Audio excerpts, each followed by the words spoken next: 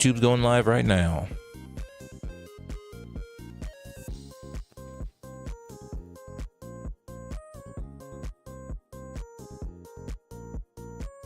Yes, we are live on YouTube as well. Let's go. Let's get it. Okay, we fixed our own problem. So grateful to have multiple plugins just in case one doesn't work out the way you want it. The other one works just fine. And then to make matters even more interesting, currently we're using 26% of our 3D overhead for our GPU, which remember is a 4080. That thing's a beast in the streets. Also, we are encoding 60 to 70%, so we still have 30% to use. So hopefully we should be fine with Fortnite, because we're only using 25% 3D right now. So Fortnite should probably take the rest of that and we should be okay. In terms of video encoding, we are at 60-70% without a problem. We are live on all platforms. We have solved our problem. Let's go. Yes. Kick needs to pull his button here. I don't think, is it live right now? I don't think it is. I don't think Botrix decided to show up. I might actually have to reset that because I had changed the name. So there's a lot of things going on. Yep. I don't think anything's gonna work properly. So that might be problematic, but that's why we're doing this. That is why we're doing this, so we can learn more. So obviously our Kicklet, I don't think Kicklet's not live because we changed the name. Botrix ain't not doing nothing because we changed the name. So yeah, I think we are riding solo right now. I'm gonna have bots on my side. We are in trouble tonight. We are in trouble. Curve 18's in the building. Good evening, Curve 18. Welcome to the stream. Hope you're doing well. Hope you're doing all right. Thank you so much for hanging out. Let's see. Well, I don't want it. If I don't know if you type name of game, so check it out. Let's see. Well, all your backdrops and everything that has Call Me JD needs to be switched over time. Yeah, that takes time because it took time to put that shit together. And now because we made the change, it's gonna take some time to get all that fixed over. Obviously, we know this. Like, this is not. It's cool. It's just it takes time. Oh my God, what's happening? What's happening? Curve with the gifted sub. Thank you so much. I appreciate the gifted sub. Yeah. Thank you so much for the follow, Curve 18. Welcome in. And thank you for the gifted. Appreciate it. Hell yeah. Shout outs to Curve. I'm sorry, all the bots are down. Not because the bots are actually down, it's because we made a change and I guess that actually screwed some stuff up. So that's all good. We're learning. Where I work, we have something called testing and learning. That's actually one of our it's like a core value or whatever. But anyways, it's wild stuff. Oh, Botrix is there. Botrix is alive. Botrix, okay. Oh, cool. Good thing. And it updated the name over there too. So Beedle is working. Shout outs to that. All right, cool. So it looks like Botrix is good, but Kicklet is not. I saw El Cholesterol over on YouTube. What's going on with you, bro? Welcome in. I hope you're doing all right, man. Thank you so much for popping in on this Friday evening. Hope you're doing well. Botrix is here, though. Yeah, see, Botrix is in YouTube as well. But Beetle doesn't work on YouTube. That sucks. Sorry about that.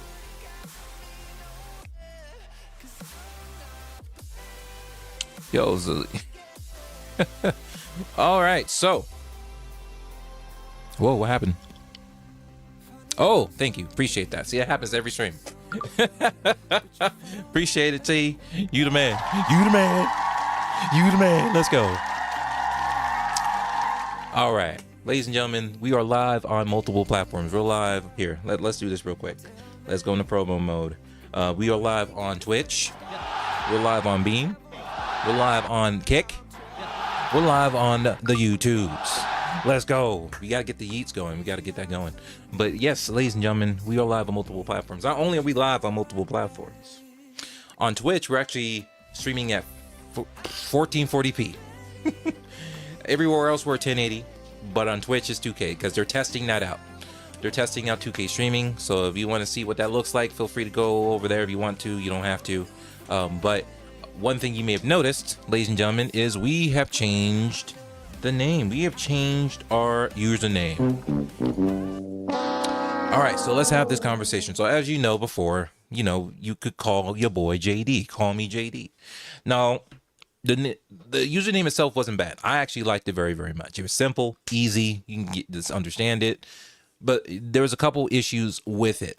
The first problem was that the actual username Call Me JD wasn't available as one word.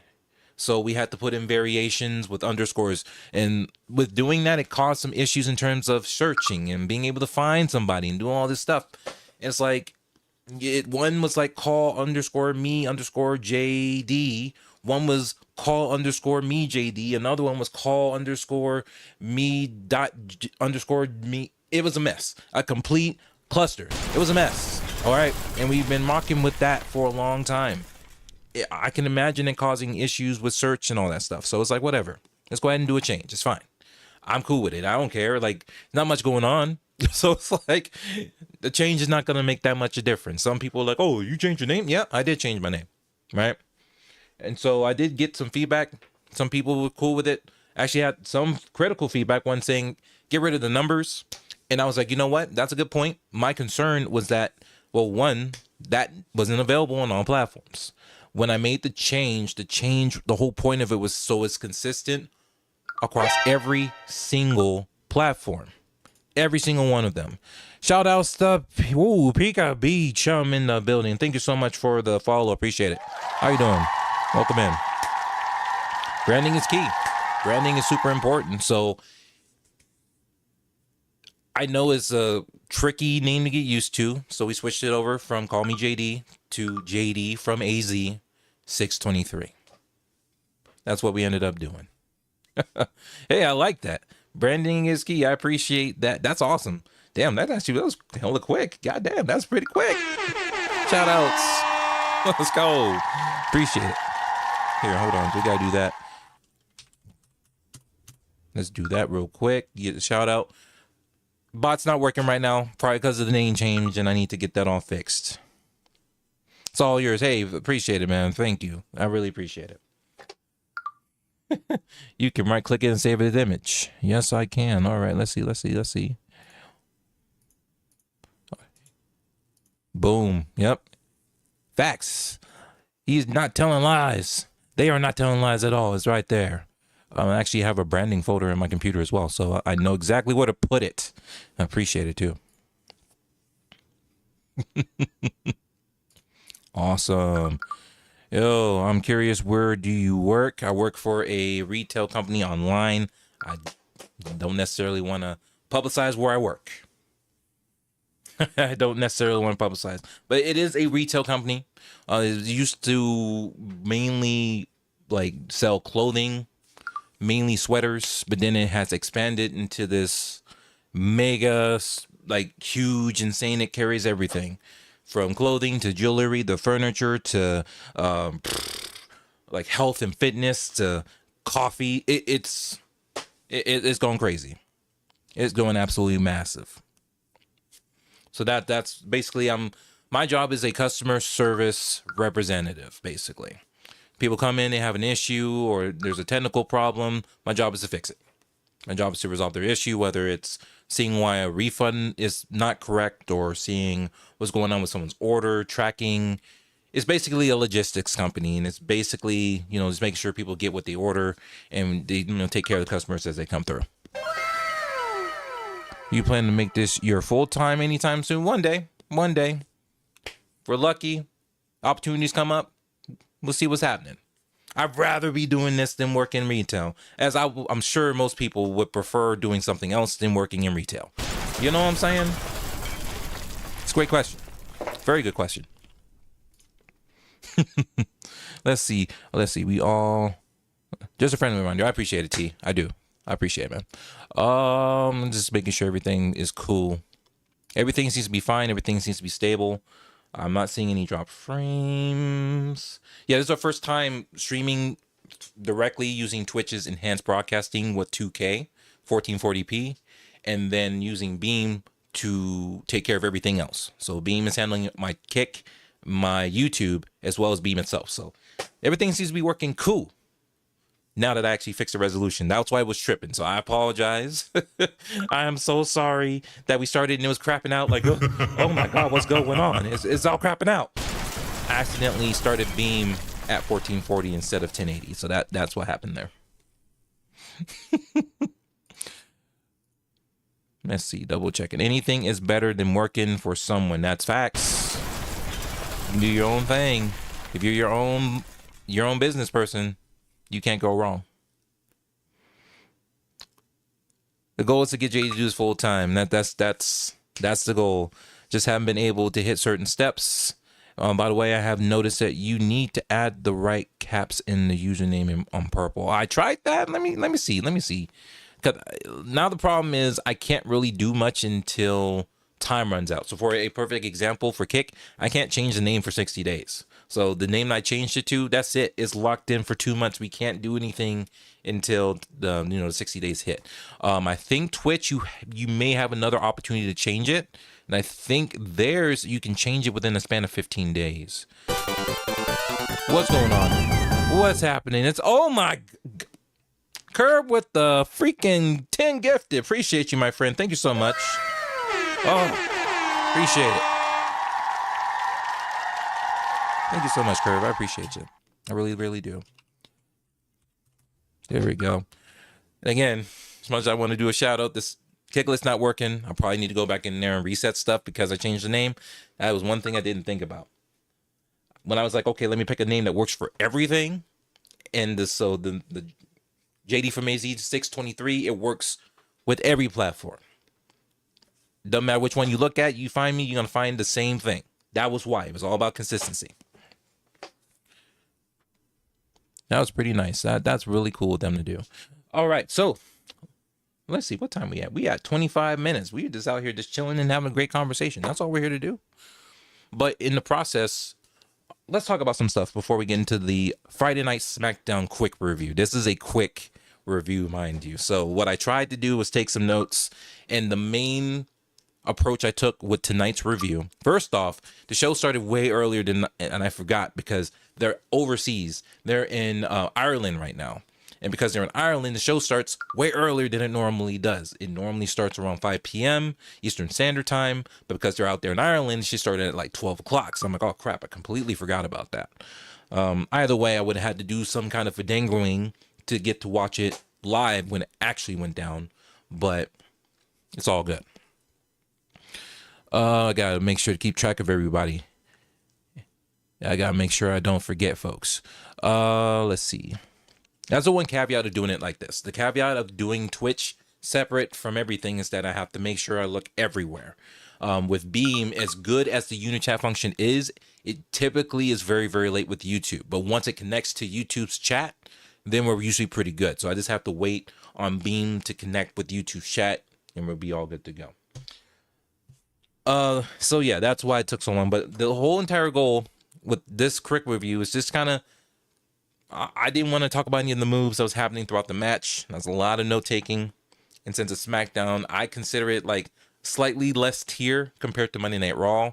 Obviously, like Monday Night Raw is like the main big brand when it comes to WWE, followed by SmackDown, followed by NXT, followed by Evolve and LFG and all these different, like it just goes down the stack in my opinion. I would normally be like, okay, SmackDown and Raw's right here, and it used to be like that, SmackDown and Raw from like the early 2000s. Like you had your big hitters over on SmackDown, you had your big hitters on Raw. The draft actually meant something, but things are kind of screwy as of the last couple of years.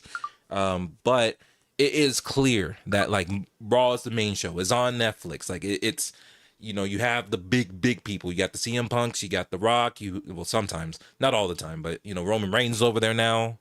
All of a sudden he's just a Raw dude. Like no one talked about why Roman all of a sudden went from SmackDown to Raw, but they're not here to have that conversation. But we'll talk about Sami Zayn all of a sudden being traded to SmackDown and who took his place. I completely forgot who took his place. I think it was who went over the Raw from SmackDown? LA Knight.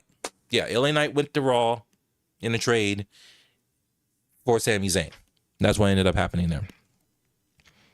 Let's see. I'm a heavy duty mechanic. Nice. Yeah, there's good money in that.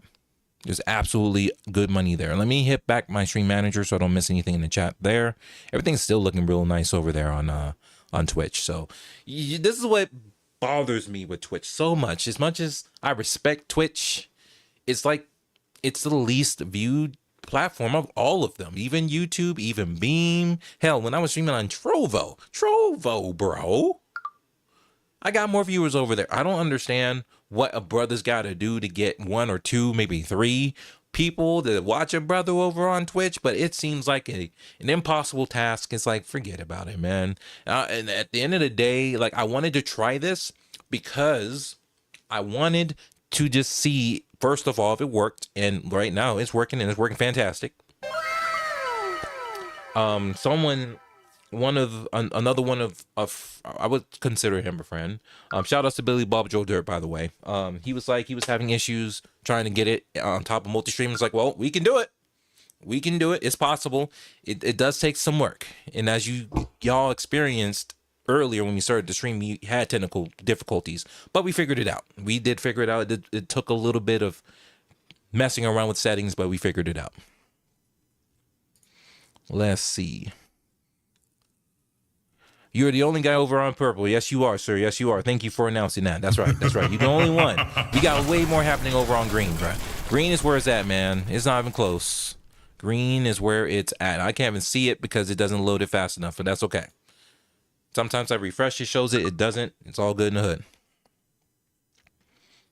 Let's see. See, there we go. YouTube has finally caught up. Welcome to the Beam Unichat, YouTube. Thank you for showing up. Thank you so much for showing up. I really appreciate it. Did we start the timer? No, we didn't.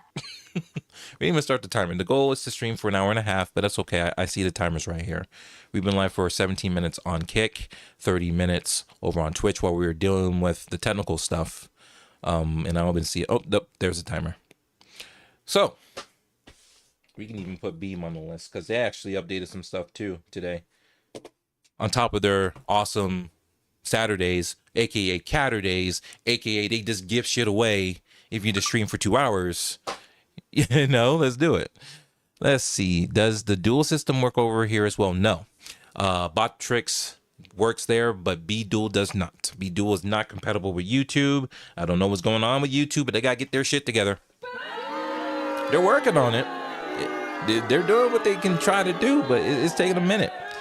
Did you get the email about Beam's new layout? No, not about their new layout, but I did get... Or are you talking about the monetization? Because if you're talking about that, yeah. I did hear about that, and I posted on X about that as well. I did. So let's get through the stuff, your boy. Look, man. Look, today's your boy's day off, and we didn't really do much. I went and bid on some shit. There's like this auction place that's right down the street from where I live, and it's basically a place where people return Amazon shit, and then they essentially, I guess they buy Amazon's returns, and then they sell the stuff at auction. You can get stuff for really, really cheap if you know what you're looking for. And for example, yesterday I bidded on a keyboard because I wanted a wireless keyboard for the computer in the front room for my gaming computer.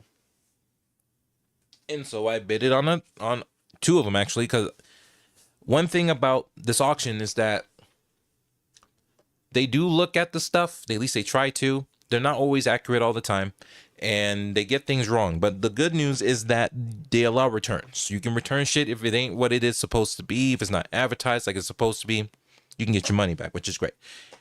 Long story short, we bidded on some keyboards. I ended up picking one up. There's a Logitech K740. It works fantastic. It works for one, and then it works fantastically. The other one is similar, and I'll just give you like I'll just kind of explain it.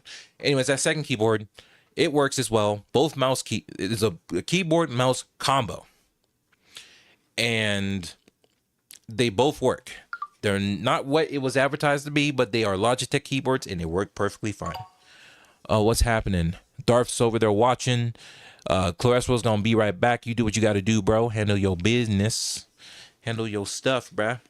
Anywho, that being said, one of them, the mouse was like it worked, but it was separated from the top. So I'm like, that's probably why they returned it. All I did was I opened the shit up, make sure it worked. One, okay, cool. Took the battery out. There was one screw. You take the screw out, open up the top, reline it up, screw it back in. It's perfect. It works perfectly fine. It's like you can fix your own stuff, guys. You don't have to return it, but if you have to do what you gotta do, I respect it. Do what you got to do. You know what I'm saying? I'm gonna take benefit. I spent $8 for 2 keyboards and 2 mice that I might need down the road. One for sure for the front room, and the other one for backup if I need it for whatever. But it's there. All good in the hood. Done. So shout outs to Nellis Auctions. They make things a little bit easy. And there's another one. There's like a Apple.bid or some shit that's opening up soon. I was like, this stuff's down the street in this industrial area. Love it. Let's go. You can get all kinds of stuff from TVs to computer parts, hard drives, routers, all kinds of shit. And that's just the electrical part. They sell all kinds of stuff, outdoor stuff, car stuff, house stuff. There's all kinds of shit that you can bid on. You gotta be careful. You can mess around and lose a lot of money. So that ain't me, and we gonna just do what we gotta do. We talk about that. That's out the way. We talked about the name change. The next thing we need to talk about is Grand Theft Auto 4. So as y'all know, your boy has been playing Grand Theft Auto 4 for a long time. We're about 55% done. I think we're actually more than that. But we actually spent a couple hours today offline playing Grand Theft Auto 4. We're having a hell of a good time. It's fun to sell. I enjoy Grand Theft Auto 4. Remember, the game came out in 2008. Runs like garbage on PC. Just straight up trash. You have to modify it heavily just to get it to run at a reasonable clip. And it runs great now that it's modded. I've been playing the story without any cheat codes. And it's just been a good time. It'll be my first time actually going through the story completely. And so we're making some very interesting decisions. There's 2 people involved. You got to determine who you taking down, who you shooting. You shooting this dude or you shooting that dude. You gotta. Some of it has some ramifications. And if you shoot one person instead of the other, you might miss out on a house, or dude might not even mess with you no more because you're like, damn, you know you're gonna shoot and kill him. Didn't know you're gonna kill him, Nico. Goddamn. But you know what I'm saying? Like it depends on what you decide to do, and it can have some ramifications down the line when that time comes. How does one check the percentage done on Witcher 3? That's a good question. I don't know. I don't have the game in front of me. I don't have it installed. I don't know how to check for that. But I can imagine there's a section in there in the settings for stats. If you can check your stats, hopefully it'll tell you exactly where you are in terms of progress. I know like the quest, it's not very clear. It doesn't tell you. But I can, like, I've already completed the main story. So I can tell you when you're done, but with that, but you haven't even played it yet. What do you mean? I beat The Witcher 3. Did you not hear what your boy said? I said I completed the main story. Let me say it in wrestling terms. I said I beat The Witcher 3. I said I beat the story mode. I said I could tell you when you completed the story. Come on now. Come on, bro. Don't what me. Okay, what me? All right. Okay, I'm just messing with you. All right. We having fun. All right. See, what's next on my mind? We went and talked about that. Grand Theft Auto 4. Here's something that helped me out a lot.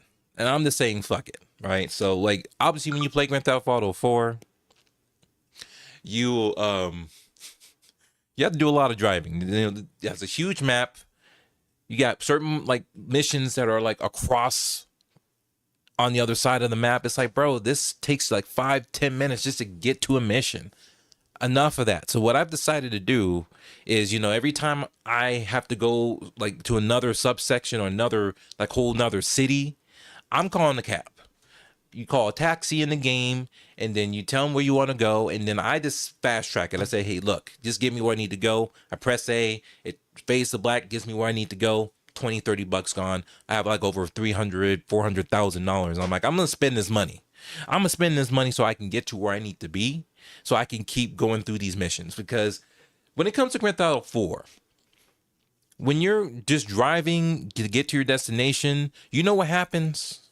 Like, you're constantly getting phone calls from freaking like Jacob, like little Jacob or from Patrick or from your girlfriend. You're constantly getting a phone call from somebody, Roman. They're like, you want to go play pool? You want to go play bowling? I'm like, no. I'm like, you want to go shoot some darts? I'm like, no. Do you want to go for a drink? No. Do I want to go and watch a show? No. I want to play the damn story. That's what I want to do. That's what I want to do. So the problem is when you don't do those things, there's opportunities that you miss out on. There are certain perks that you get by hanging out with these folks. When they call you, you hang out with them, you get the thumbs up, you get enough of those, you get benefits. Perfect example, little Jacob. You become friends with him, you hang out with him a lot, enough, you get a benefit where you call him and say, hey, I need weapons. He will drive to you. And so you don't have to go drive to an ammunition. He'll drive to you in his, what do you call it, not a hoopty, a scraper. He'll come in a scraper, and he will sell you his weapons and armor through the trunk of his car at a discounted rate. It's great, especially when you don't use cheat codes and you need to, be resourceful with the money that you're making. You know what I'm saying? So that's a great benefit.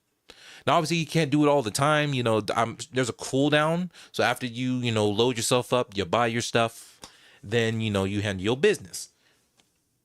There's another perk with, I forget, dude. He's the one that he was in prison. He came out. I forget his name. It's like Dante or something like that. I forget his name. It starts with a D. Dwayne. There it is. Dwayne. I should know this. What?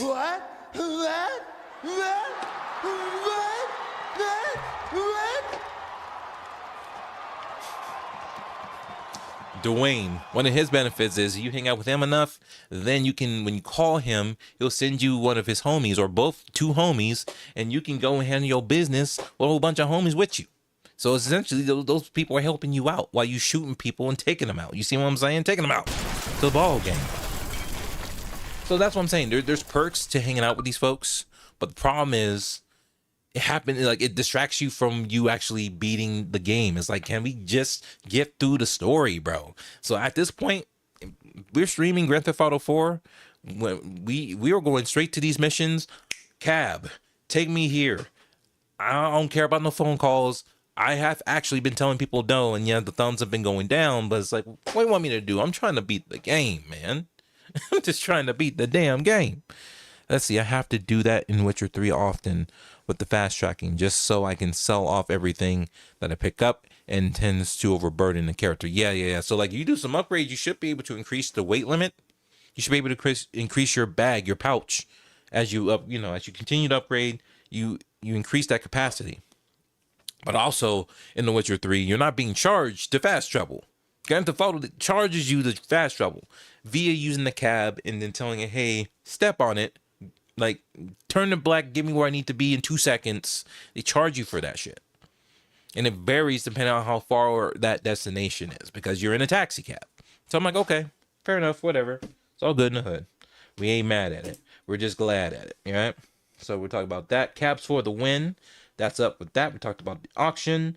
We're going to go ahead and move on to Beam. So Beam has made an update.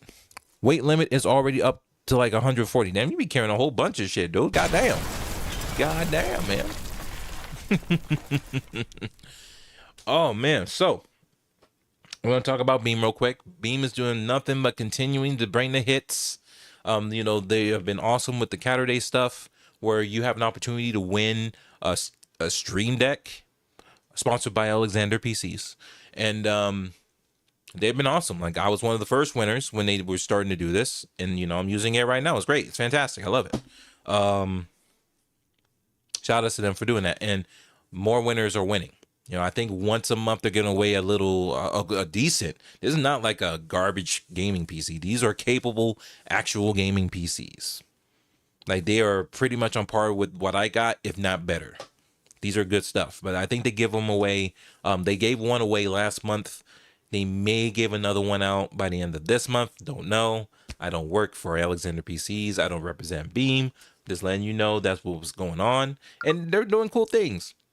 So a perfect example is you have to stream every Saturday. Well, not every Saturday, but the Saturday of, you would just multi-stream, or you just stream in general for just 2 hours to be eligible for it. You don't have to like have 100 subs or 100 followers.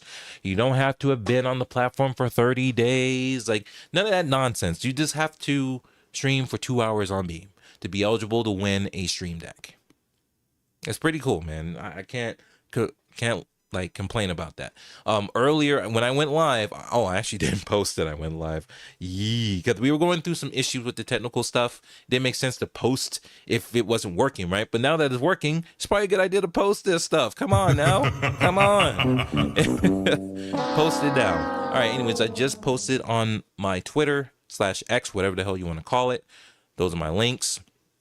One of which you can enter for a chance to win a gaming PC at the end of October via Beam.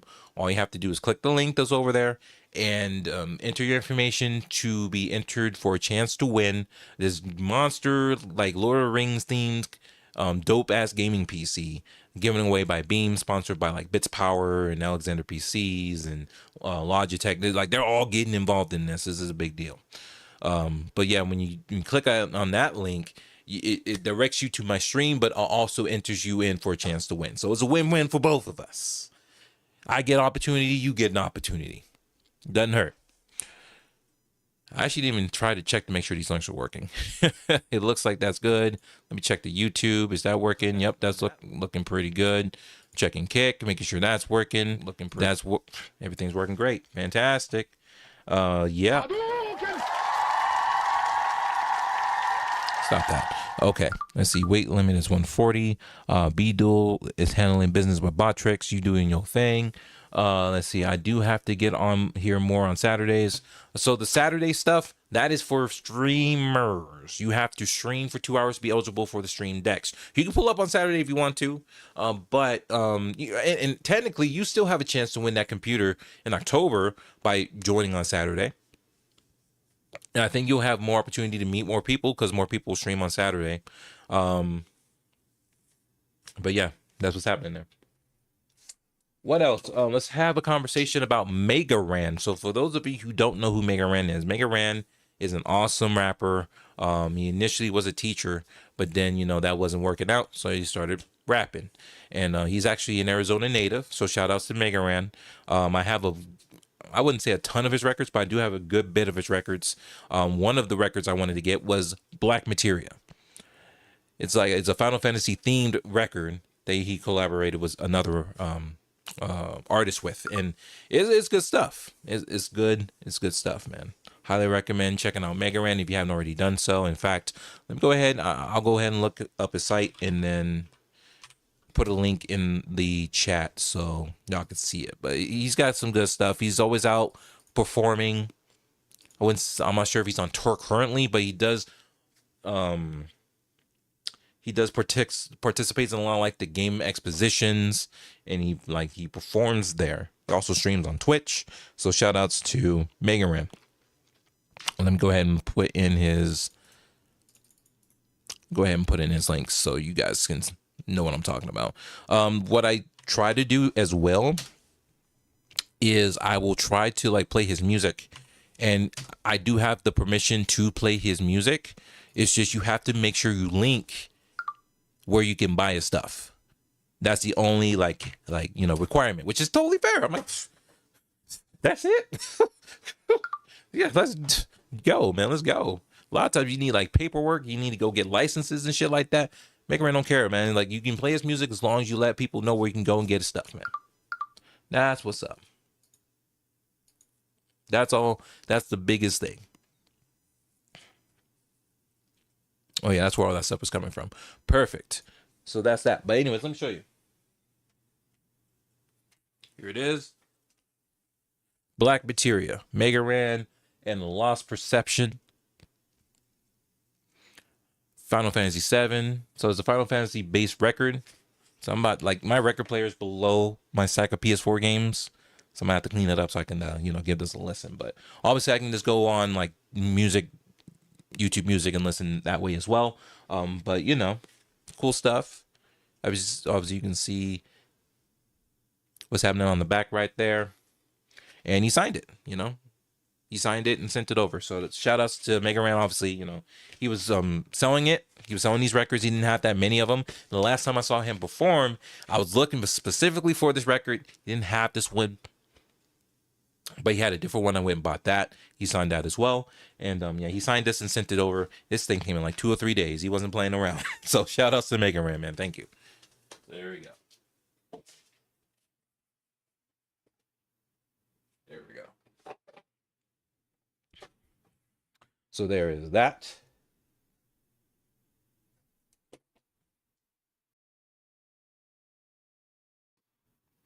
All right. So without further ado, we've been streaming for 49 minutes and we hadn't even started this damn review. What the hell is wrong with your boy JD? It's all good in the hood. So without further ado, let's get this junk started, man. Let's go ahead and get started with the Friday Night Smackdown quick review. August 22nd, 2025. Ladies and gentlemen, this thing started off. They're overseas, as I mentioned earlier. They are in Dublin, Ireland. And so the crowd, the international crowd's going to be jumping. It's going to be popping loud. They can barely speak in there. It's just a very incredible experience for the wrestlers, for the announcers, for all the staff that's working there, and hell, for the fans. Like, that's a big deal. It's not often that they go out there, and is even more rare that they actually televise the stuff. This live on television. You know what I'm saying? Let's see. You should have that playing in the background on the stream one day. Maybe on the next one. I just have to set it up to where I can have it on screen so y'all can see where you can purchase it, and then I'll play it. And also the other thing is, YouTube, be YouTube. So we gotta be very mindful of YouTube, and in some cases Twitch as well. We have to be very mindful of that, because Twitch will just mute your shit, and then send you a notification on your phone saying, hey, it's copyright music, what the hell's wrong with you? YouTube will hit you with a copyright claim. So if you're making money on that platform, which I'm not partnered there, not yet, we're working on it. But why my beam chat just go white? Refresh, please. Bring it back. Come on, beam chat. Anyways, yeah, YouTube be YouTubing. So we don't be playing games. We don't be fucking around and finding out when it comes to copyright music, when it comes to them. So we're not doing that. Yeah, Beam is deciding not to work in terms of its chat function. It's just turned white for some reason. That is not something I'm used to. It's usually pretty damn solid, and it is in its dashboard, just not in my dock in OBS. No problem, no big deal. Anyways, they are popping things off in Ireland. They're advertising that Logan Paul's in the building. John Cena's going to be in the building. They're hyping up the Street Profits going up against the MFTs, featuring JC Mateo and Tonga Loa. They also advertise Charlotte Flair versus Piper Niven. Obviously, the thing's starting up. Crowd's insane. You have Wade Barrett and Jessatori. I forget his actual name. I'm not used to his name. Jim Ross, Michael Cole, Jerry the King Lawler, Taz, Booker T, Jerry Bradshaw, JBL, John Bradshaw Layfield. I call him Jerry. Anyways, this dude's an outsider. I don't, he's good. Don't get it twisted. He's a good commentator. I don't remember his name like that. I just gotta give me a chance. Well, I took the side glass plate off the PC and it seems to be running a whole lot cooler. Well, when's the last time you cleaned it, bro? When's the last time you cleaned it? Actually, go in there and dust it off and clean it. No, not Corey Graves. He wasn't there tonight. The other one. It's Torrey's, Jesse Torrey or something like that. I forget his name. But anyways, still good announcer. But the crowd's going crazy. And then, of course, Becky Lynch had to come out because this is Dublin, Ireland. Becky Lynch is from Dublin, Ireland. Doesn't even look all that dusty inside. Okay, yeah, it's let me see. I'm trying to remember that case. It's the Fantex one. And to be honest, yeah, that Fantex case, it's good as it is. It's a very good case. It's not very efficient when it comes to airflow. So opening that side panel, that'll get the job done, especially since you're playing Witcher. You're playing a very intensive game that's going to and crew some heat. So yeah, that panel will definitely help. And then you also have that Thermalright tower cooler to help keep the CPU cool. So you should buy it. So if it's not that dusty inside, though, that is an indicator that you're not getting a ton of air. But also, that also means you have a clean environment because you're not getting dust in your system. So congratulations. It's a good thing you're not getting dust, bro. Like, because I have multiple animals in this house. We're collecting dust like nobody's business. We got to keep this stuff clean, else it gets dusty real quick. So we just have to maintain and vacuum all the time. We got to dust stuff all the time, bro. We do. Anyways, Becky Lynch comes out in front of her hometown. Crowd is chanting Becky's name. They're chanting she deserves it for winning the Intercontinental Championship. Then, you know, Becky Lynch is still a heel, so she has to treat the audience like she's a heel. So she says that the crowd does not deserve to be on live television. Because remember, she was talking about, look, I remember growing up, I was over on the side over here watching Randy Orton. I swear, Randy Orton was looking directly at me. And at that very point, I knew from right that point I was going to become a professional wrestler. And one day I had dreamed that Dublin, Ireland was going to go live on television for wrestling. But then she goes ahead, flips the script, goes heel, and says, you don't deserve it. You don't deserve being live on television. That's what she said. She tried petitioning to get the show canceled. Now the crowd has completely turned on her and says, we want Lyra. Becky says Lyra can't even challenge Becky Lynch for the championship anymore, so there's no point in challenging. You're wasting your time, is what she told Dublin, Ireland. Becky says that she is Dublin's hero. She doesn't have to announce that she is a hero. Heroes typically don't have to say they're heroes, and so she didn't have to say it. But she did say that she is disappointed by the folks over in Dublin. She starts bragging about her accolades, about how she's like this amazing champion, about how she has won every championship there is to win, yada yada yada, this, that, and the third. Well, she has not yet won the United States Women's Championship yet, but she is considered a champion of champions since she's won them, most of them. But then she starts bragging about her accolades, including her hot American husband, Seth freaking Rollins. And so the crowd obviously was not very fond of that. And they started chanting for CM Punk. He wasn't there, but they started chanting CM Punk anyways after she brags about him. And then Tiffany Stratton comes out and makes her way to the ring. She's in gear. She's ready to go. She's ready to handle her business. And so you know there's definitely going to be a match involving Tiffany Stratton. Is that what they said? They want Bailey? Is that what they were chanting? They were so loud I couldn't even hear what they were saying most of the time. I'll be honest with you. I don't even know what the hell they were saying. I always like to check the Twitch one just to make sure. Since I can't see that one, I put that there and I put this one here. Now I can see everything. Perfect. Anyway, Tiffany Stratton comes out, ready in her gear, ready to go. Tiffany says that Becky is ungrateful. She's telling Becky that, you know, this is not even your show. You don't even go here. Why the hell are you on Smackdown, right? So Becky is being told to leave. And obviously Tiffany's like, if you don't leave, we in the universe, we're going to find a way to make you leave. Didn't watch it, so I have no clue. Oh, damn. Okay, well, it's already over your time.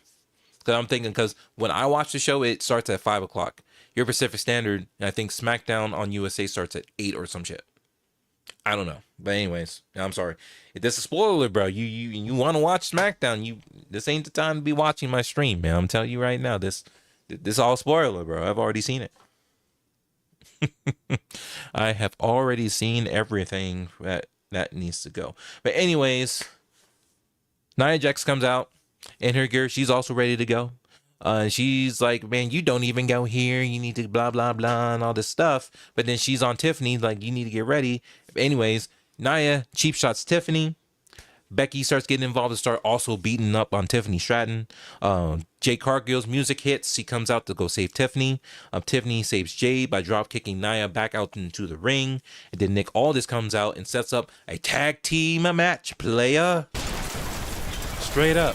Like Teddy Long style. We got ourselves a tag team match, player. Usually 8 p.m. I said fuck it to getting the spoilers. It's all good. Okay. Yeah, just so you know, because how I watch my shit, like my stuff is Eastern Standard. Even though I'm out West Side. Oh yes, look at all those folks. You got a lot of folks you need to challenge, man. So the main event has been officiated. Well, it has been confirmed. Nia Jax, Becky Lynch going up against Stephanie Stratton and Jade Cargill later on in the night. We go backstage. Carmelo Hayes is walking down. He catches up with Faxium. Faxium says that they have respect for Carmelo Hayes and what he did, beating them up last week. But they said that Carmelo Hayes needs to be worried about The Miz. Like, you need to pay attention what's going on with The Miz, man. Not sure what's happening with him. But all of a sudden, The Miz pops up. Carmelo Hayes is like, look, man, y'all don't know what you're talking about. Miz is one of the smartest people in the game. He's actually smarter than everybody here. And while this is all going down, you can see the White Six deep in the back, looking, watching, paying attention, seeing what's going on, lurking in the shadows. That's what they're doing. From very far away. From there, we have our first match of the evening with the tag team match between Mellow Don't Miz versus the Motor City Machine Guns. So right at this point, I want y'all to know right now, this is what I mean when I say quick review. I didn't take notes of any of the moves. I didn't take none of that. Like my main goal was to get to anything that was like super significant and get to the finishes of these matches. Just so y'all know, okay? So the Miz wanted to start the match. He starts it, and at first Carmelo and the Miz are kind of arguing, not like aggressively, but they're just kind of like, I want to go first. No, I want to go first. And so the Miz is like, look, let me handle this. Let me go first. Match starts. He's about to get started, but Carmelo Hayes tags himself in. He tags himself in by slapping the Miz on his back shoulder, tags him in. And while the match is going, the crowd is chanting, "We want Miz." I'm like, oh, wow. Okay. I didn't know the Miz was hot like that out there, but he is.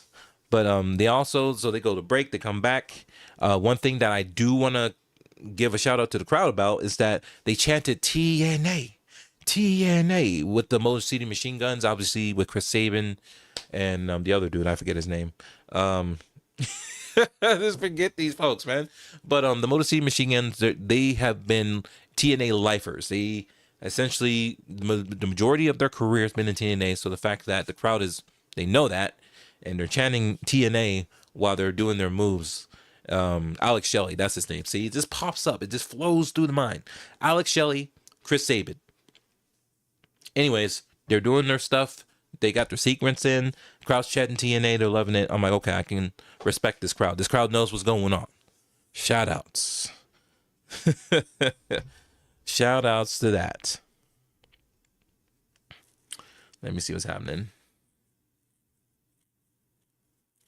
But anyways, at the end of it, Mellow Don't Miz, they end up getting the win after the Miz tags himself back in and pins after Carmelo Hayes hits his finishing move on Chris Sabin.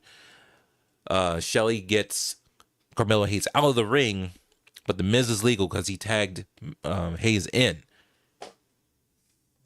He tags in, he pins Chris Sabin for the 1-2-3. So he yet again steals a win from Carmelo Hayes. After Hayes does the work, Miz gets the glory.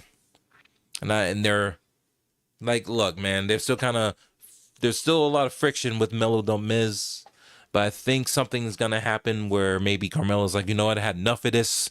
Let's cut this off, and hopefully he becomes him eventually down the road. The next segment is Kathy Kelly's backstage with Big Jim, Jimmy Uso. Kathy Kelly is congratulating Big Jim on the announcement that took place a couple days ago, which is Big Jim and Naomi are expecting a child. The international crowd wasn't really feeling that. I have a feeling there's a strange, I'm not sure why that could be. I have no idea why they're not like super excited about that. But anyways, a big pop when Sami Zayn popped up to congratulate Big Jim about this new chapter in their story, right? Then all of a sudden the MFT show up, Solo's family tree. Solo says that Jimmy can call the new baby after Solo. And he has a ton of uncles that he can interact with if the baby wants to, right?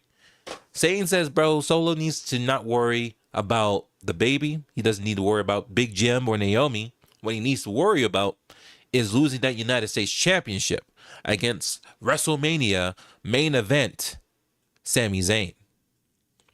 And that's pretty much happened there on that segment. Moving on to the next match, which is Charlotte Flair versus Piper Niven.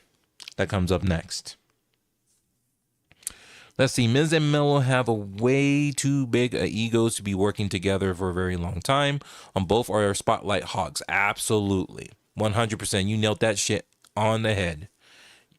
Eventually, something's going to be an issue, and it's going to be a problem, right? It's going to be a big, big issue. So the next match starts. The crowd is chanting they want Chelsea Green, even though Chelsea Green's not even in the match.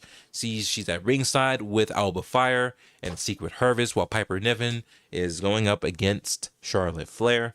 We had no Alexa Bliss tonight. They said that she was not medically cleared to show up tonight, so that's why we did not see her. But anyways, it's Charlotte Flair going up against Piper Niven. Chelsea got involved to distract Charlotte Flair. At some point, Charlotte tells Chelsea to suck it while she goes after Piper Niven, starts working on Piper. Piper kicks out at 2. So this is like the finishing segment. Like I said, we're keeping this thing short and sweet so we can move on to other parts of the show. Niven kicks out at 2 after a moonsault from Charlotte Flair. She goes on top row, hits that moonsault. Piper Niven kicks out at 2. Charlotte then hits Piper Niven with a spear. Pin. Piper Niven kicks out at 2. Then Flair is putting Piper Niven into the figure 4 with the bridge. You know, she goes upside down and, you know, chest up and all that stuff. When that's happening, Alba Fire goes around to distract the referee. The referee's on the other side of the ring. And then Chelsea, while Charlotte is in her bridge, rakes the face of Charlotte Flair, gets her all distracted and messed up. What ends up happening is Piper then hits Charlotte with the Michinoku driver, pins I almost want to say Ric Flair. Charlotte Flair, she pins Charlotte Flair. 1, 2, 3. Piper Niven beats Charlotte Flair via pinfall, which actually results in triggers a tag team championship match next week on the next week's episode of Smackdown. So Charlotte and Alexa Bliss will be defending their tag team championship against the Secret Harvest, Alba Fire, and Piper Niven next week. With that being said, we go backstage again. We got Julia and her manager. I forget who her manager's name is. I've barely seen her. I don't know who she is. I've seen her every once in a while, but I don't know who her manager is anyways. Michin all of a sudden shows up with that bamboo stick and just letting Julia know, look, your manager is not setting up this meeting, so I figured I'd come to you myself. And then you know I'm coming for that Women's United States Championship. She wants to face, while this is all going down again, on the very far end, there's like a flight of stairs. And then you see one of the members of the Y6 start popping up and lurking from the shadows. From that point, Julia says that she's not worried about Michin, and she walks away with her manager. From there, we go to break. When they come back, they're basically hyping up WrestlePalooza that's popping off on September 20th. This will be their first premium live event, exclusive live event on ESPN.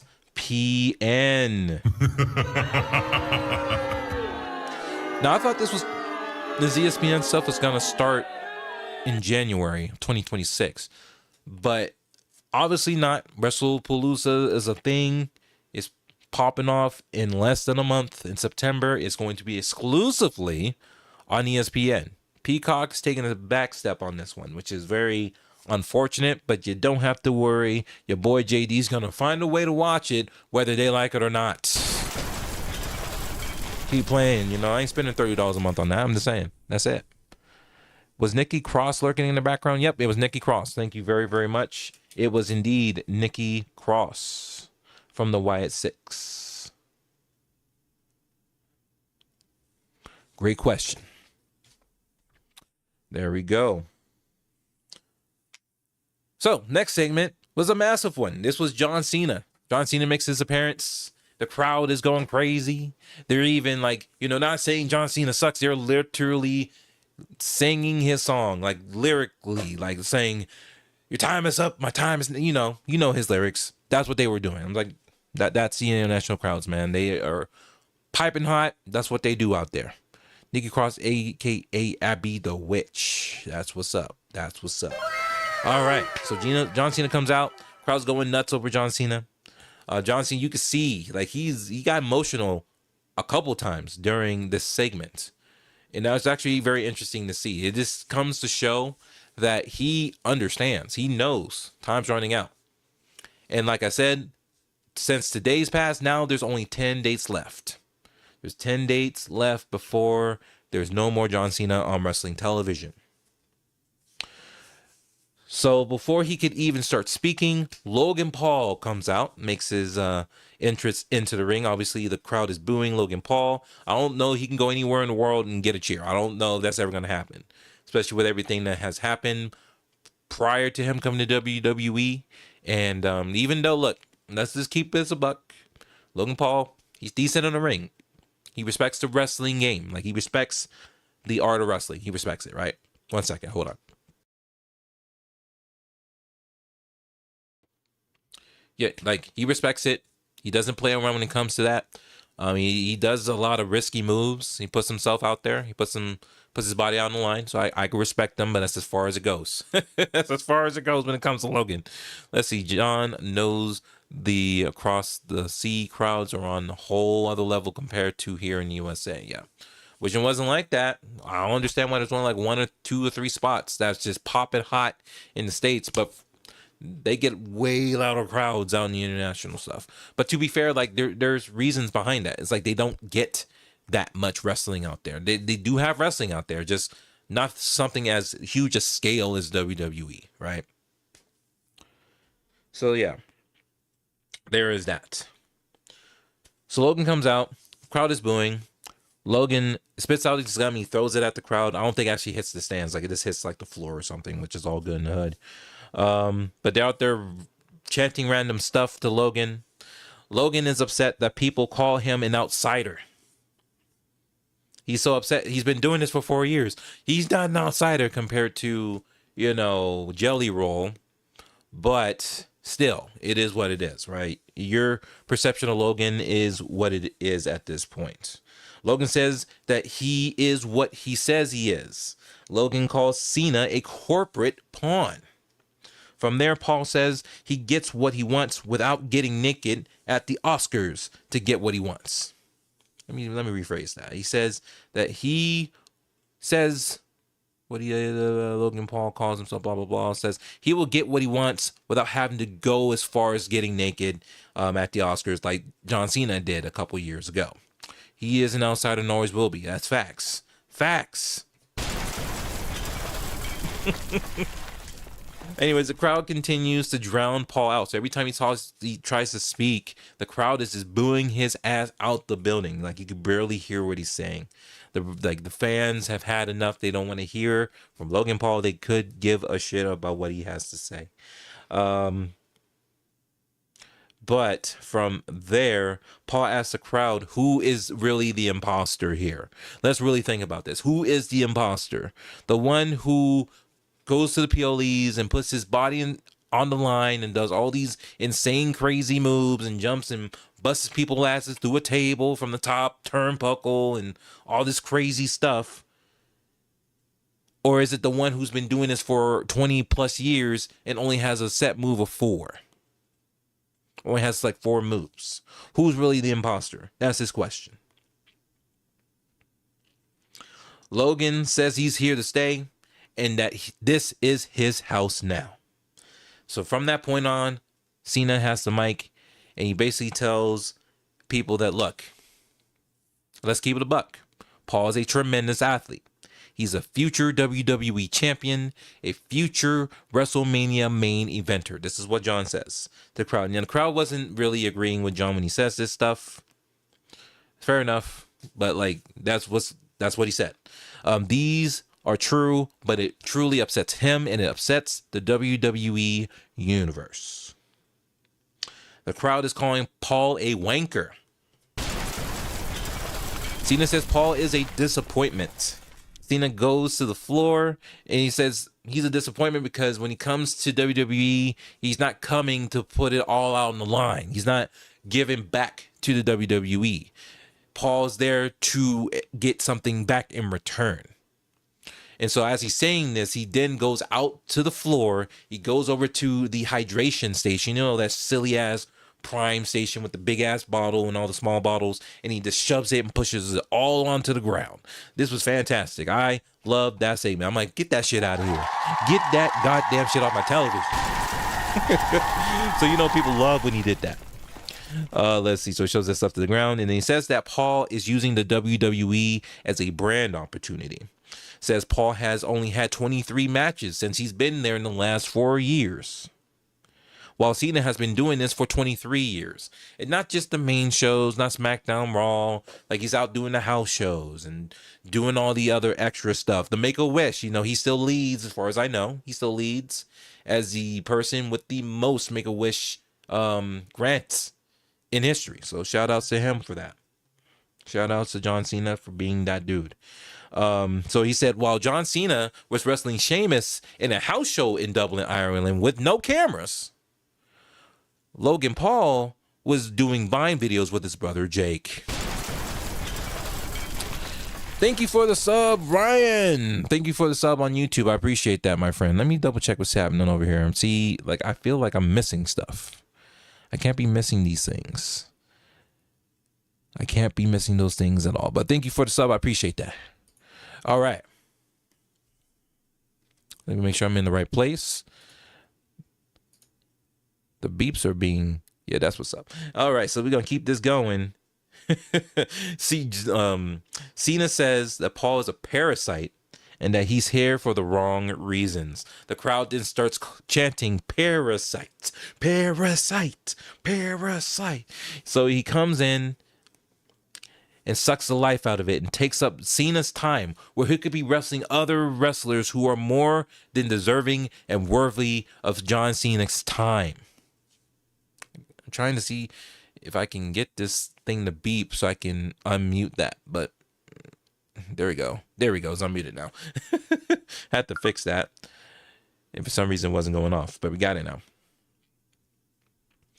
And so, like, people like Dirty Dominic Mysterio, for some reason, I'm not sure why he did that, but, you know, Dom is good. He's all right in the ring. He's not bad.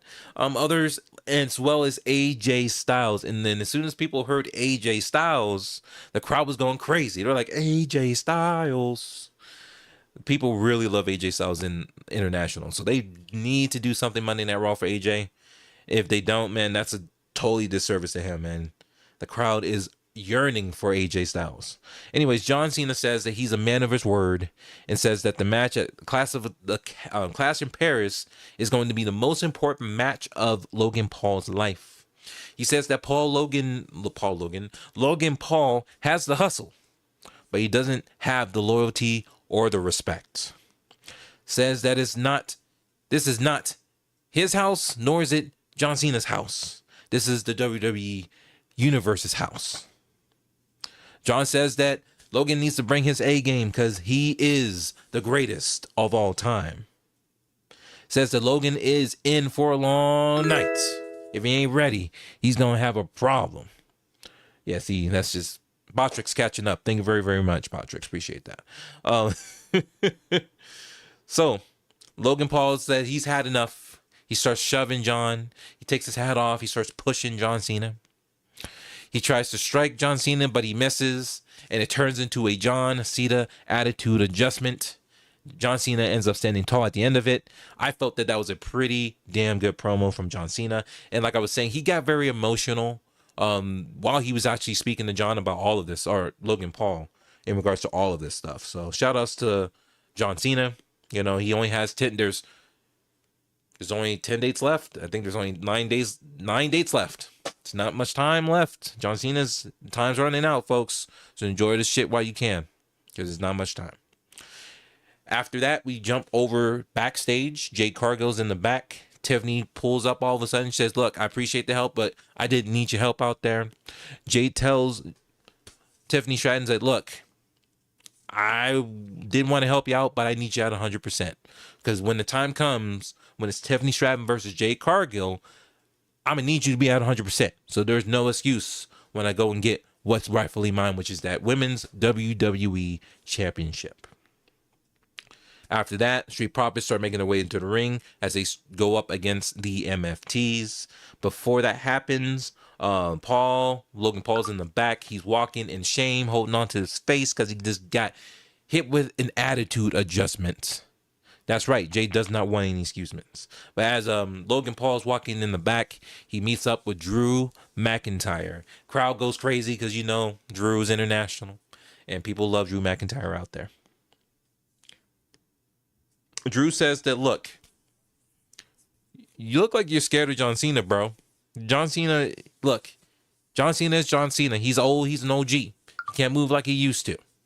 So at the end of the day, you need to get one over John Cena, and you need to do it by the end of the night. And you got to do whatever it takes to get it done. That's what he told him. Logan was like, yes, sir. And then we move on back into the ring. Have you seen WrestleMania's front row ticket prices? Yes, I have. Apparently, WrestleMania 42's prices, and this is not even like front row.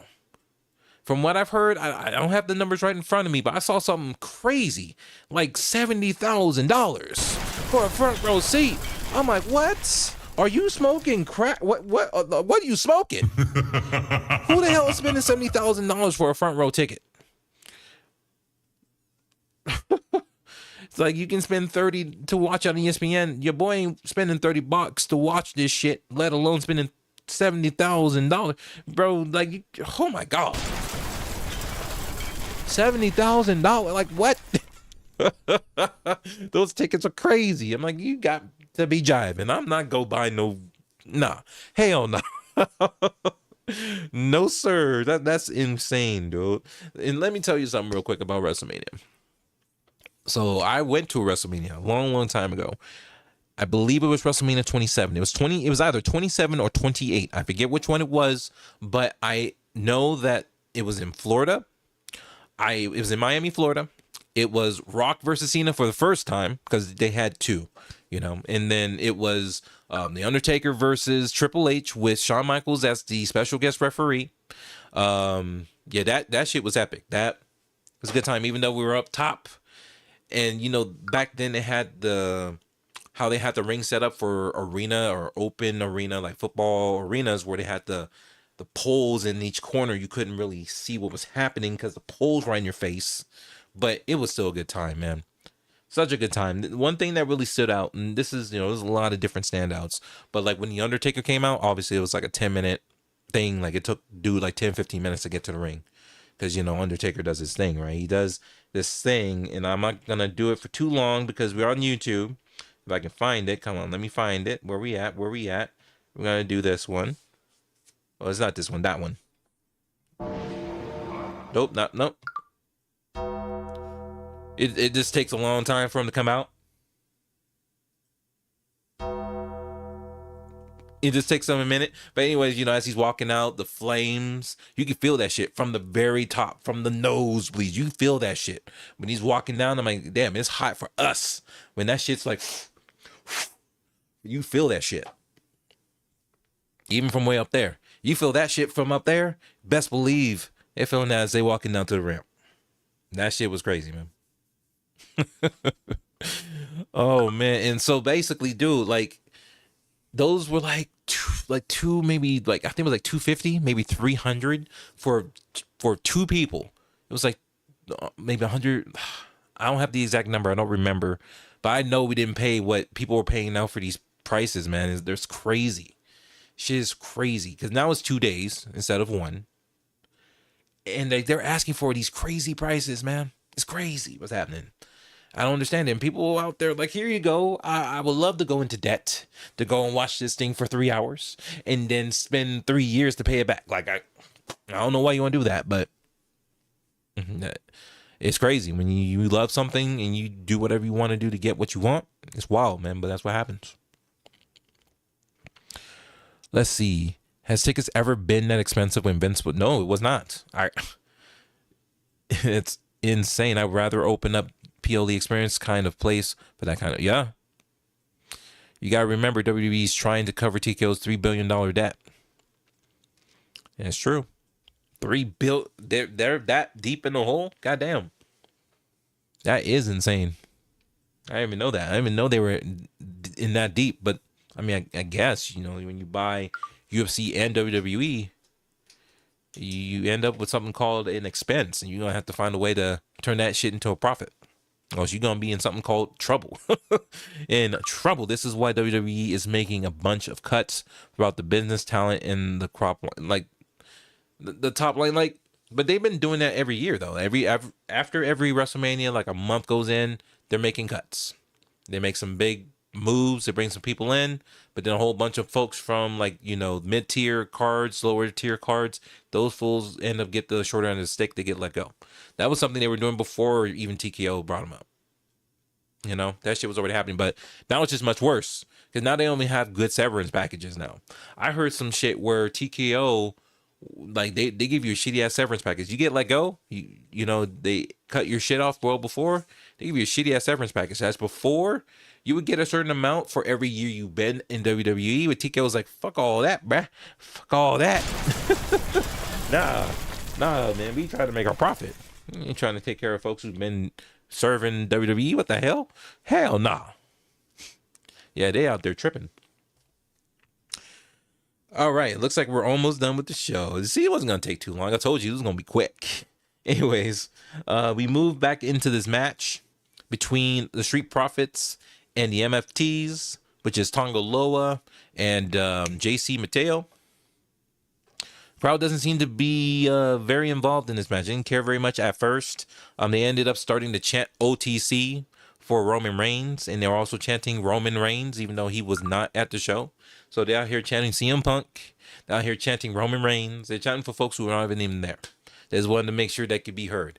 Well, Double Ireland, you have been heard. Congratulations.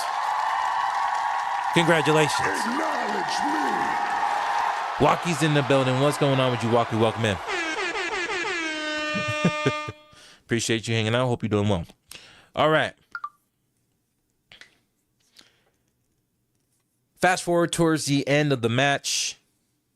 The Street Profits beat the MSTs after Montez Ford hits JC Mateo with a frog splash. MFTs, Solo Sikoa and Tala Tonga started getting involved to try to interrupt this match. But then Jimmy Uso comes out, hits Tala Tonga with the chair multiple times. But this don't phase, dude. He just turned around. Is like, what? Like, it just tickled him or something. And so he essentially blocks the third chair shot and starts beating not the crap out of, but he beats Jimmy Uso to a point where he's starting to retreat. He's going into the crowd. Tala Tonga's, following him outwards. And then Solo Sikoa is up on the table, gloating that, yeah, we whooping that ass. Yeah, we about to get it done. Then all of a sudden, Sami Zayn shows up. He puts Solo Sikoa on his back, hits him with a Huluva kick, and then he's beating up on Solo Sikoa. They go into the crowd and they get removed, and then Street Profits end up finishing by beating the MFTs via that frog splash for the 1-2-3 via pinfall. That was it. Walkie, thank you so much for hanging out. Appreciate you. And thank you again for hanging out. Moving on to the next section. We come back from break. Aleister Black is heading to the ring to face R-Truth. This is what we like to call a bait and switch scenario, because it was advertised all day that Aleister Black was going to be facing R-Truth. Shout out to R-Truth, by the way, with that white album via the country album. I actually listened to the entire thing, and it was okay. It was nothing terrible. He had a couple bangers on there that I listened to a couple times. And shout out to R-Truth with the white album. Y'all should check that out. But anyways, he's ready. He's waiting for R-Truth. R-Truth shows up on the Titantron screen. He's like, bruh, what's going on? I'm ready, but unfortunately, I got some bad news. And the first thing was that he wasn't there. he accidentally went to Dublin, Georgia. I'm like, huh? What? Bro, they in a whole different country, my guy. What you mean you're in Dublin, Georgia? Like, okay, bro.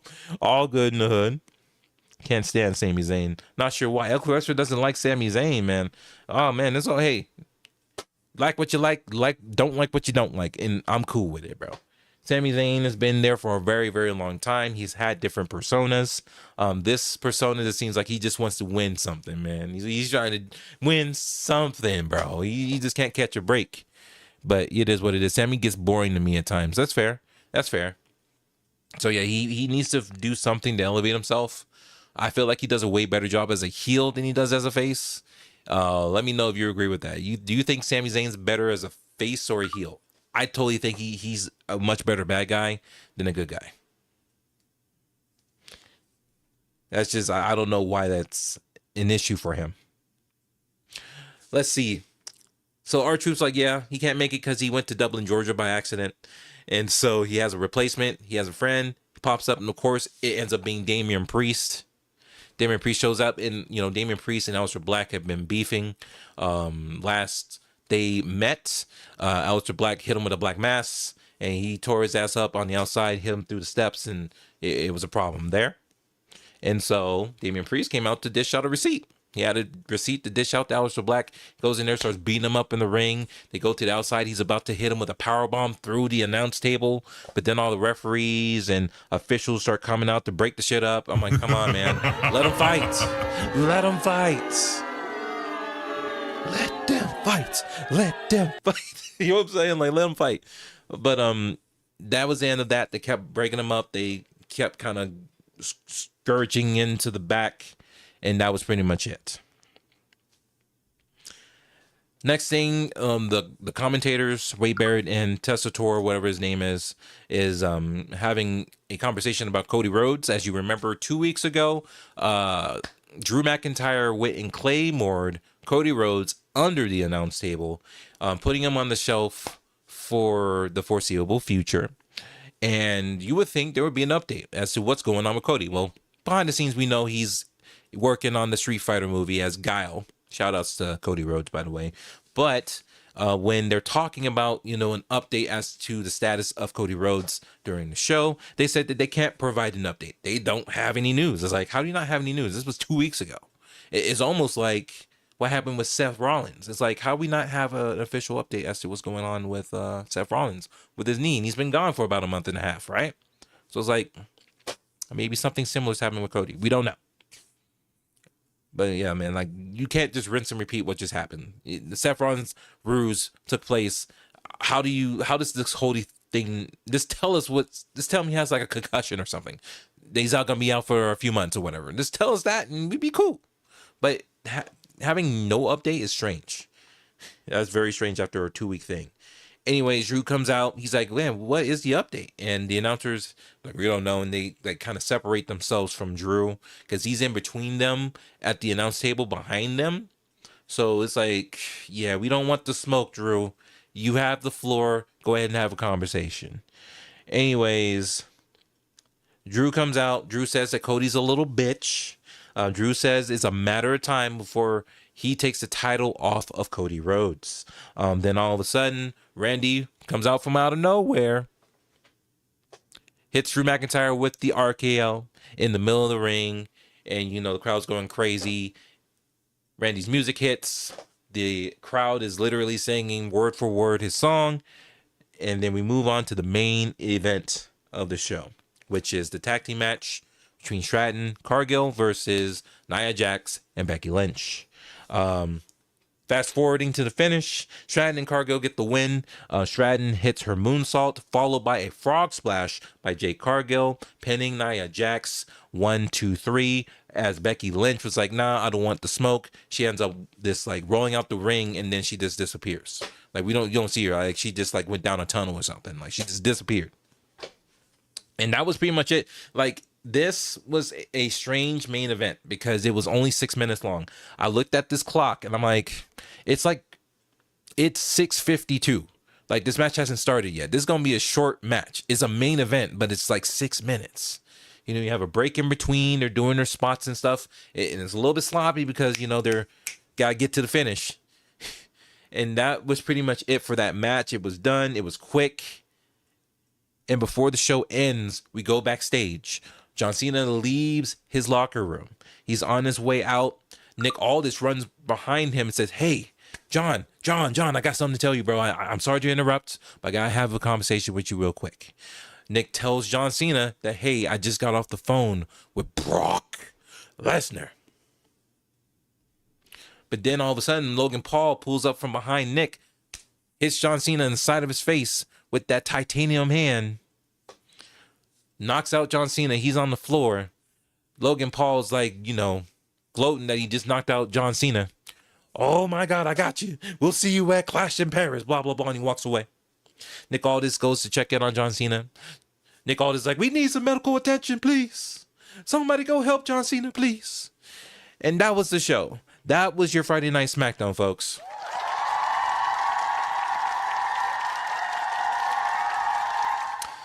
All right, so there you go. That was pretty much it. Let's put on some music while we kind of chill for a little bit.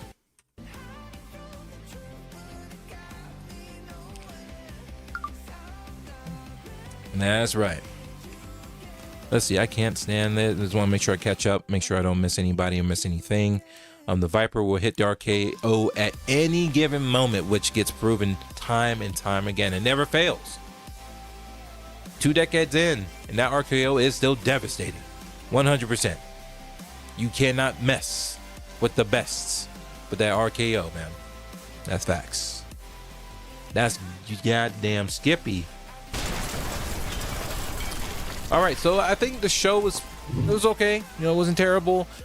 There wasn't too much variation, man. You had one singles match between Piper Niven and Charlotte Flair, but then everything else was a tag team match. I feel like, I don't know if anyone else feels like this. I don't know if they feel this way. Excuse me. No gassy right now. I feel like, they might have too many tag teams, which is weird. It's weird, man.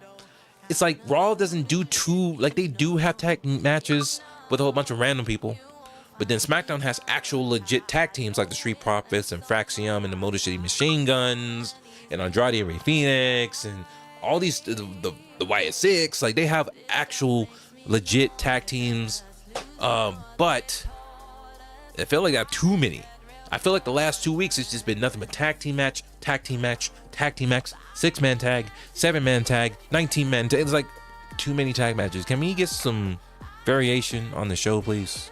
Please. I mean, you have a tag team championship next week, which is fine, but then you have to make sure you round this thing out.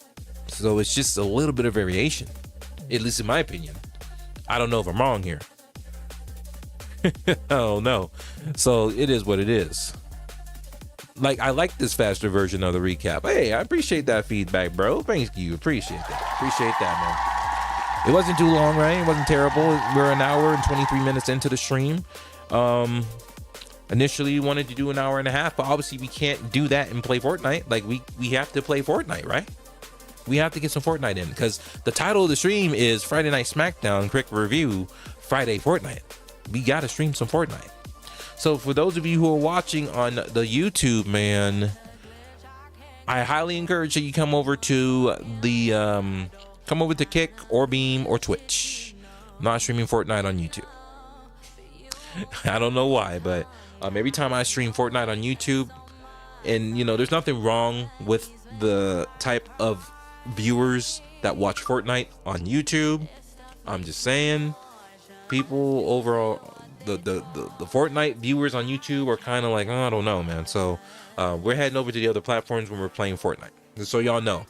But head over to the Kick channel if you want to watch Fortnite gaming.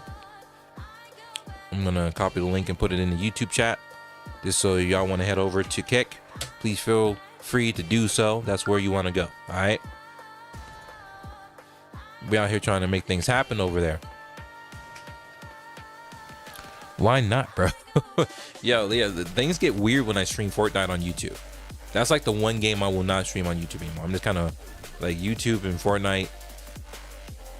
Like, what it is that there's a lot of folks who are not, OGs like all of us, who are watching over there, which is, there's nothing wrong with that. But the problem is, they're always like, oh, I want to play, or you should check this. Like, I just want to kind of play with play on my own.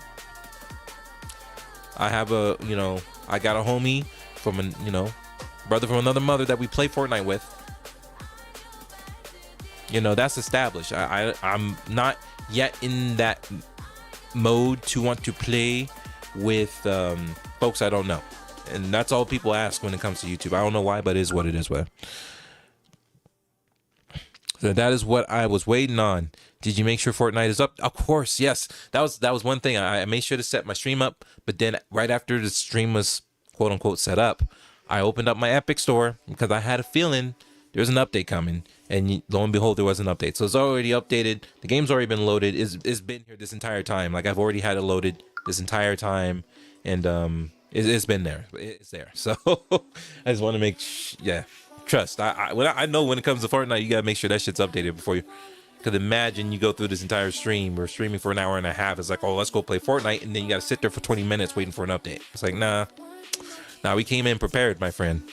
We came in prepared. Yeah.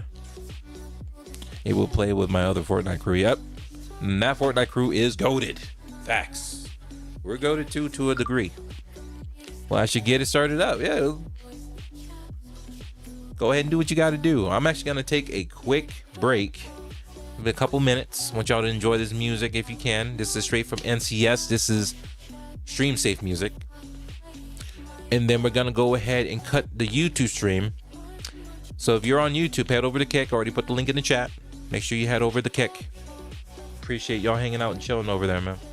Don't forget to hit that like button if you haven't already done so. We have 4 likes over there. Thank you so much. I appreciate it. I do. That's something to cheer about. Yeah, it's something to definitely cheer about. And that's also why that one is titled Friday Night Quick Review. I didn't add Fortnite to that one because I had no plans on streaming Fortnite on YouTube. So it is what it is. So folks, if you're watching on YouTube, I want to thank you YouTubers for watching. Don't forget to hit that like button on your way out. Leave a comment if you enjoyed what you saw. If you enjoyed this quick review, we're going to continue to make some adjustments. I don't know what other additional adjustments I can make.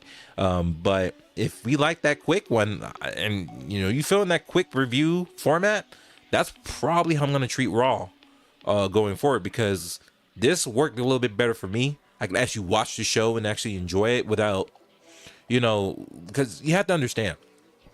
Hear me out here. And like the issue, like doing these reviews, like obviously you gotta take notes and type it out, right? But as you're doing that, you're not really enjoying the show. You're just taking notes the entire time. I'm not actually sitting and enjoying it, So that's where the balance needs to come in.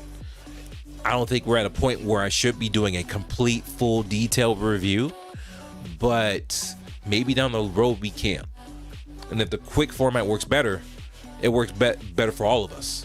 You get a good snippet of what happened. If you really want to see what happened detail-wise, you know how to go watch the show. You can go watch the clips on Twitter, on the WWE's official YouTube channel, on their website, WWE.com. If you really want to know what happened in full detail, that's how you do it. But, we're here to just give you the quick, this is what's going on. Here's my quick opinion on it. This is how I feel. You know what I'm saying? So, yeah. All right, YouTube. We're about to go ahead and cut that YouTube stream off. I want to thank you again for hanging out and watching me over there on YouTube. And we're going to continue our stream on Beam, Twitch, and Kick. Thank you so much, YouTube. And we will see y'all again in the near future. Y'all take care.